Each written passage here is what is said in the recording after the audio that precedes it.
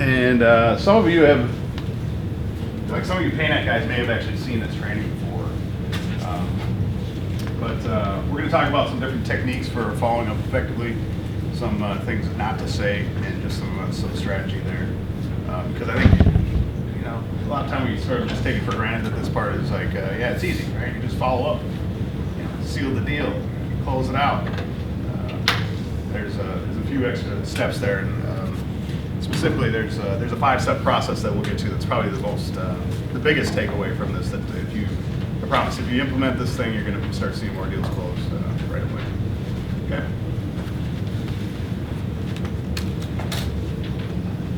All right. So, who can tell me? Give me an example of a type of follow-up. This might be a little out of context but hard for you to guess. So, Nick. That's your initial point of contact. Okay. So, like what? You talked to him on the phone one time? Yeah, just introduce yourself to the company, pass on some material. Okay. Set a time to go back, a couple weeks on the road or so. Perfect. What else? Email. What's that? Email. So after you email, I guess that works. What about, let's see, so why would you email them the first time? I guess maybe you emailed them and then you're following up on that email, something like that. Or after you call, I usually send an email. Okay, so you called them, you emailed, then you're following up, so that's good. What else? After you send out a proposal. After you send a proposal, it's perfect, right? So that thing's sitting out there, you get a call to follow up and see where it's at. What else? There's another one that everybody does. After you run a demo, exactly. After you have an appointment, or run a demo, or visit someone on site, something like that. Okay, let's see how many we got. After voicemail, email. Let's see. After presentation or demo, what was that over there? After you send a quote, Max, you got that one. While you're waiting for some type of action from the customer or prospect. What did you say? Let me check with the other people in the department. I gotta whatever, right? This is the type of sometimes there's these actionable items that we need to be conscious of as we're following up. So what else we got? All right, so I kind of hinted at this a little with my email yesterday. But what are some of the most salesy buzzwords about following up that you use? Checking in. Checking in, perfect. I didn't even think of that one yesterday. What else? Get you on the horn. Get you on the horn. Okay. Reconnect. Following up. Following up. Touching base. Touching base. Now we're reaching out, circling back, right? Reaching base. How many people have used some of those before? Yeah. Nobody on this side of the room? Everybody over there does. That's the problem. Heavy to pay net. Okay. Calling you to follow up to see if you have any questions, calling to touch base, calling to check in, calling to see where you are at. Yeah, I'm guilty of this too. Like even though I'm conscious of this, I still do it. But I'll give you some techniques of what we should do instead. Okay. So when does the follow-up begin? So the key to follow-up success is what you do on the previous call. Okay. So it's all about setting up and setting that expectation for what's going to happen. So I'll give you an example of this. Let's say you just talk to him and say, okay, great. You know what, this prospect, why don't you take a look at that proposal? Feel free to reach out to me if you have any questions. And if I don't hear from you by Friday, I'm going to call you next week. Okay? So you're setting the expectation that this cycle will continue, and you're in control of the sales cycle. Okay? So setting it up on the previous call is going to be important. How many people have sent an email and then called them, and they actually pick up, and you're like, did you get my email? And they're like, yep. Kind of awkward. So this is how you can kind of avoid that by setting it up, because they know you're going to call. Right? You set it in the email. Email went out and said, hey, Mr. Prospect, if you got any questions, feel free to reach out. If not, I'll give you a call. So then you call them up and be like, hey, I said I'd call you, answer any questions you might have, right? And add some value to talk about here. Okay. So set the expectations for the next steps and set yourself up for the following call. There we go. A little catchphrase. If I don't hear back from you by blank, give me a call next week to discuss next steps. Does anybody do this right now? Any kind of setup like this? Okay. If you start, I swear you're going to feel like you're in more control. If your manager says, where's this deal at? You're going to be like, oh. If he doesn't call me by Friday, I'm giving him a call next week, and we both agree on that. Okay. So when do you follow up? When you said you would? When they said you should, right? How many people asked that question? Tell us, when should we talk again? When's a good time to follow up? It's very important that you make good on that commitment as well. Say you call them Tuesday at 2, make sure you call it Tuesday at 2. Okay? When you have something new to tell them, which is always, and we'll get to that in more detail in a minute. Okay. Kind of moving through this training category. All right, how long to wait? We're going to watch just a quick video.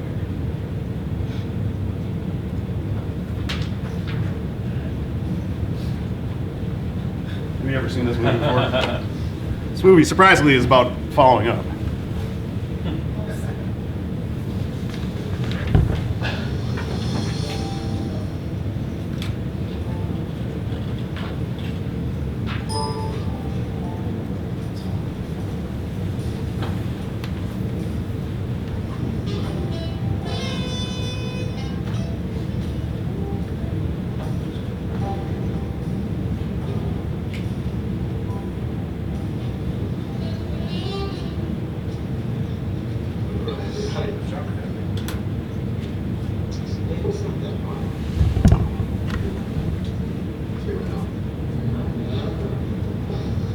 So how long do I wait to call? A day. Tomorrow. Tomorrow, then a day. Yeah. So 2 days. Yeah, I guess you can call it that. Definitely. 2 days is like industry standard. No, I used to wait 2 days to call it. Now it's like every one time it's 2 days. So I think 3 days is kind of. What do you think? Yeah, well, but 2's enough not to look anxious. Yeah, 2's enough not to look anxious, but I think 3 days is kind of much. Yeah, you know what? Maybe I'll wait 3 weeks. How's that? Tell me while I just run into a number. Yeah, let's go better. I don't remember. What does she look like? Well, that's good for fun. Would that be T? Would that be the money? You know what? Ha ha ha, Mike. Laugh all you want. If you call too soon, you might scare off the next baby that's ready. Well, how long are you guys gonna wait to call your babies? 6 days. All right. So kind of funny, but it's still relevant. You know, there's different strategies for how long you wait to call somebody, or how soon you follow up. So I'll open it up to you guys. You know, what do you think? How long do you wait? I'll give you a different scenario. Let's say you just left a voicemail. How long would you wait after a voicemail? 2 days. 2 days? Well, exactly like the video. Anybody else? Is 2 days industry standard? You want a week 6? A week? Yeah. Okay. Anybody else? 2 to 3 days, 3 days? maybe 5 sometimes. Yeah. It just depends. Depends on what. That's what I'm kind of curious about. If they've been opening my emails, then I'll shorten that call time. Okay. But if they've just kind of thrown me off the planet, then I'll just kind of leave it alone. Yeah. That should be 5. That's interesting. So, how many of you guys use like HTML email tracking as a reason to, or some sort of driver to when you follow up? Hang on, guys. Anybody else? Should ask if you're not doing it, ask your managers how to set that up because it's pretty effective. Basically, what it is it sends out let's see, technical on it. So you send out an email and it has a little pixel in it that is referencing some hosted image, and it's just a tiny little pixel. And so what happens is when that email gets opened, it pings the server for that pixel and tracks it. It says, okay, this email has been opened once. Like, you guys ever look on your phone, it says show images, look at an email, so you click show images. So by doing that, you're saying, get that image from the server. So when that happens, and it pulls that image and then shows it to you on your phone, your computer, it's tracking it in Salesforce in this example. So yeah, so you can see if they open it 3 or 4 times, you can see if they forward it on to somebody else, because what does it look like? It looks like they've opened it 30 times, which is crazy. Nobody opens up 40 times. Most likely they forwarded it to a few other people at the company and they all opened it as well. Kind of compounds the spread, right? Yeah, so check that out. If you guys are curious about that, I'm sure your manager can know how to set it up. So let's talk about the voicemail follow-up. Okay, we talked about that one a second ago, right? This is just completely, totally awkward. Everybody's done it. I've done it a million times, and I never want to do it again. It's just really tough. So put you in a tough spot for a weird conversation. So instead, I want you to remind them, or what we call reigniting the sale. Anybody ever heard of this concept before? Connor has? Okay. So it's almost self-explanatory. You can kind of hear it in the word. You're going to reignite. You're going to relight that fire and remind them why you were talking in the first place. Okay. So you can do that by referencing a previous conversation. Say, Mr. Prospect, the last time we talked, you told me your business issues were X. And I showed you how my product could help you solve that problem. That being said, I wanted to see if now is a good time to talk about the next steps. Something like that, right? So what I'm doing is I'm referencing a previous conversation. And it makes it's really casual and low key and low stress and it's not awkward like that. Do something like that. I probably have an example over here. Okay, last time we spoke, we talked about fill in the blank. Remind them why they talked to you in the first place. Okay. The next strategy is always tell them something new. So again, we're trying to get away from the circle back and touch base and all these things that just are code for I'm a salesperson just trying to get a sale. Are you ready to buy? Are you ready to buy? Are you ready to buy? Right? If you translated all those buzzwords, that's all they say. You want to add value to the relationship, make this about them and not you. Okay. So the way you're going to do that is by giving them something valuable. Okay. I saw this article and I thought of your organization. All right.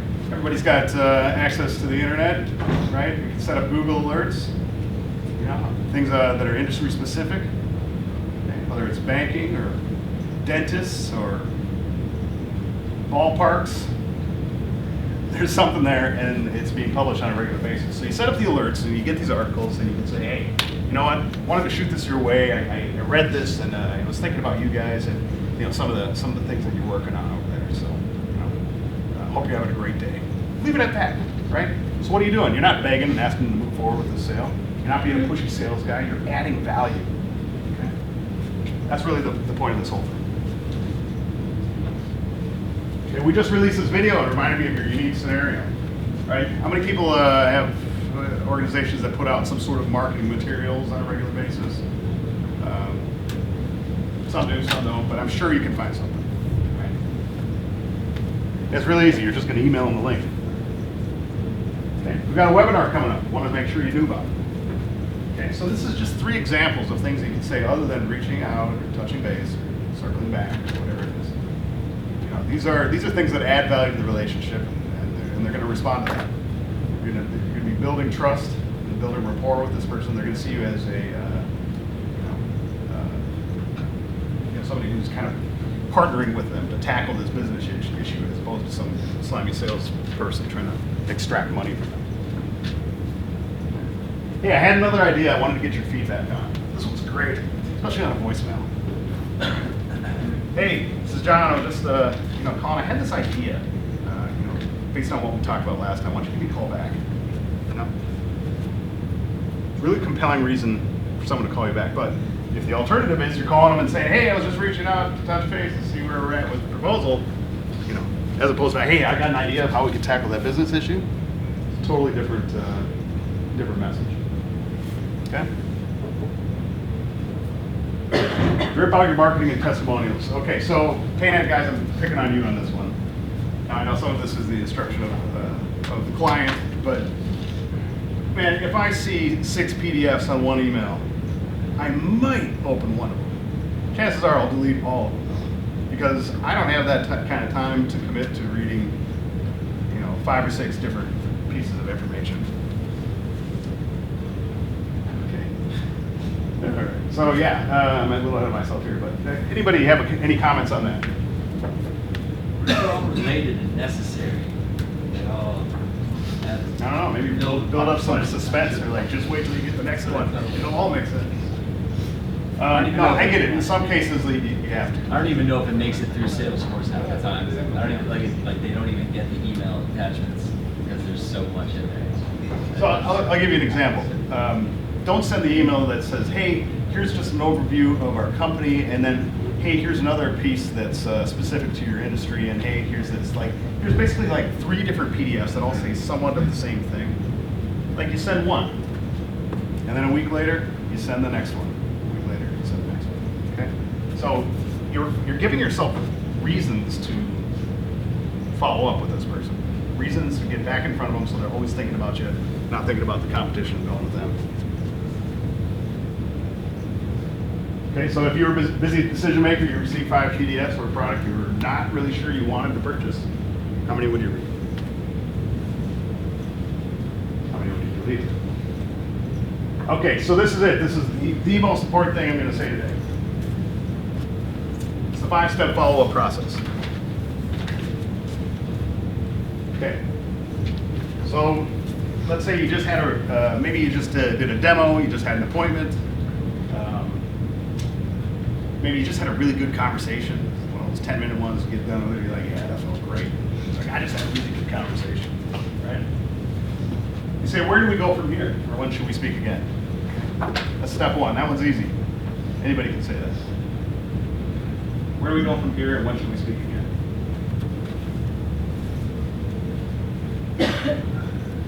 So what needs to happen between now and then?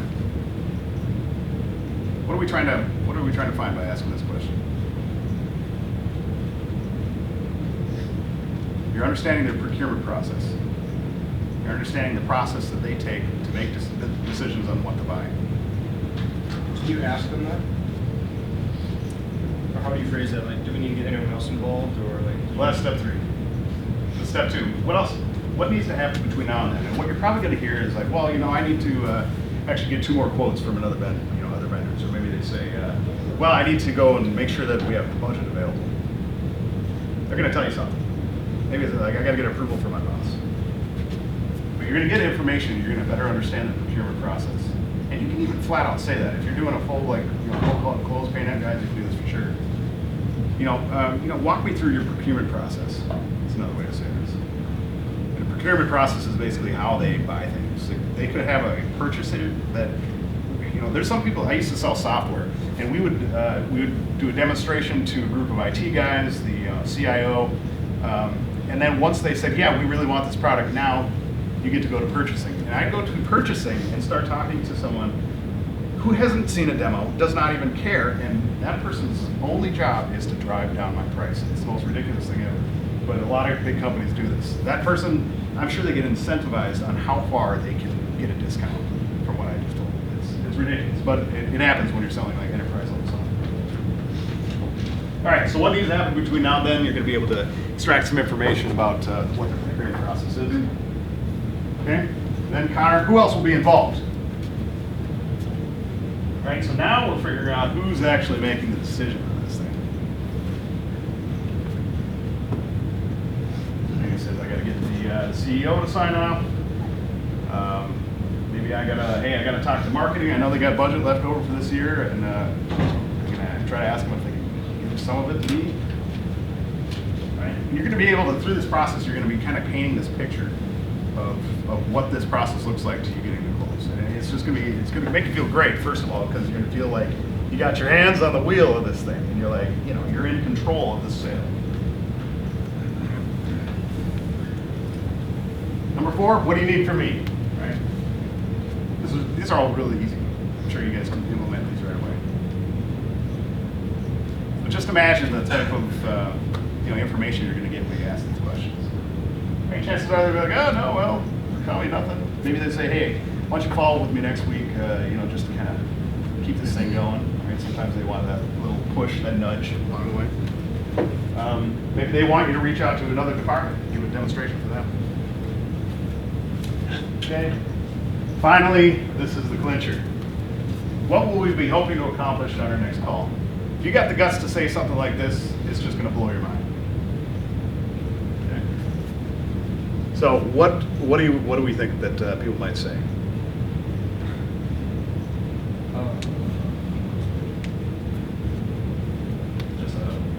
Yeah, I don't think we can count dark. I don't see how that could ever go. Huh? I don't see how that could go well at all. You don't think so? Give me an example. Because I mean, My first reaction if I was the deposit, like, well, you're gonna try to sell me. Well, they're considering buying it, otherwise they'd have told me, "Oh, Well, that's true. fuck yourself." Sometimes that comes in if other people need to be involved and like that person is involved in. Okay. And like I'm hoping for, well, if you convince my other people that they actually use your product, then we can go from there. Right. So there's a number of different scenarios, but just have the courage to say this. This is just like the ask training that I'll do a little later on. You'd be so surprised. It's going to blow your mind how much you're leaving on the table by not having the courage to ask things like this. I'm trying to think, if somebody asked me, what are we open to accomplish on our next call? I'd say, well, you know, I guess we're hopefully going to be able to make a decision on whether to move forward or not. Right now I just gave you a soft commitment that I'm going to tell you yes or no. I bet you 80% of you, maybe more, are sitting there waiting, not having any clue, any idea if there's going to be a buying decision on your next call. And that's the value of this. Any questions on this? It's pretty simple, but pretty powerful too. Okay. So for this follow-up, I want you to send a calendar invite. The subject is going to be the name of their company, followed by your company.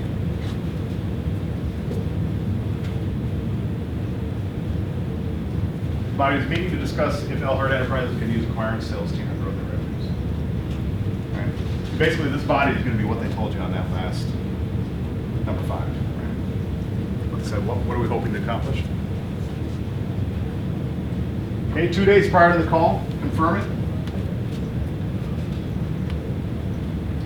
I know we have a call scheduled next Thursday. I want to make sure we're still on for that. I kind of like leaving a voicemail. Some people, I've heard different schools of thought on this. I like to just have this be a reminder. So I'll do these calls at the very end of the day so I can make sure I get their voicemail. Maybe I'll do it right away when I get in the morning. But what I want is 2 days prior, I want this guy to check his voicemails. And he sees that blinking light when he gets in the morning, he listens to it. And it's me saying, hey, just reminding you about our call 2 days ago. Don't recommend sending an email. We tried this on the WEX team with blitzes, and we saw a 50% cancellation rate. It was absurd. People were like canceling left and right because it was almost, they could just do it without even thinking about it. They're like, you know what, I'm not really interested. Bam, they just send it back and you're done. All your hard work, setting that appointment, they just killed it in the meantime. So I like to make phone calls. I like to have them tell me they don't want to meet. It's just a little too easy. Because sometimes they may not be sold yet, and it's going to take a little bit more work. Don't be afraid of the cancellation. If they cancel, they didn't really want it in the first place, right? But have them tell you that. All right. Time. Okay, so after the demo, we were just talking about this, framing up the previous conversation for reigniting the sale. Okay, last time we spoke, we started by talking about how your needs were X and our solution was Y. It would help you be more efficient by doing Z. So that being said, I wanted to see if you had any additional questions or concerns, or if you're ready to move forward. FANAC guys, is that what you say when you do these follow-ups? Some version of that, I'm sure. Okay, I'm going to leave you with one more video. Those who are familiar with with this movie, you can start cringing now. This is later that night. Hi, Nikki. This is Mike. I met you at the Dresden tonight. I just called to say that I had a great time, and you should call me tomorrow or in 2 days. Anyway, my number is 213-555-4679.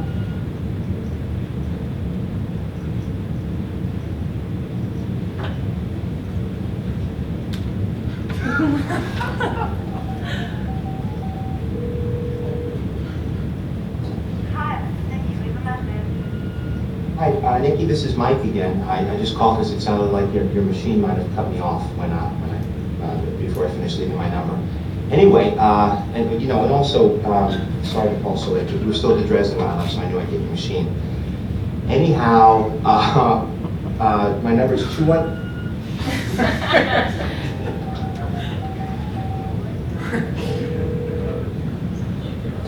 Hi, thank you. Leave a message.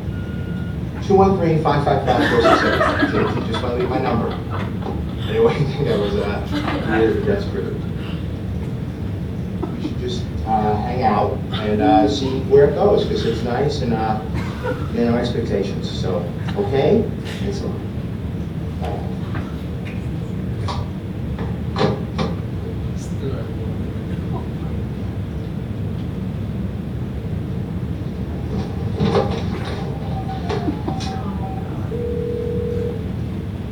Hi, thank you. Leave a message.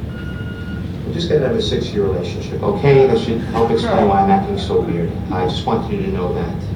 It's not you, it's me. I'm sorry. This is Mike. Oh, dramatic.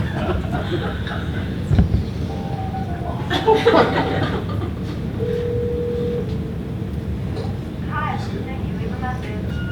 Hi, Nikki. This is Mike. Could you just call me when you get in? I'm gonna be up for a while, and I'd just rather speak to you in person instead of trying to fit it all into. Fuck!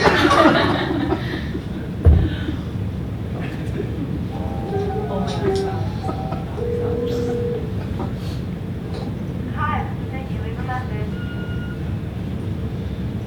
Nikki, and Mike. This just isn't working out. Maybe we should just take some time off from each other. It's not you, it's me, it's what I'm going through. All right? It's only been 6 months. Mike? Nikki, great. Did you just walk in, or were you listening all along? Don't ever call me again. Wow. I guess you're home. All right. Thanks. So yeah, that's what not to do.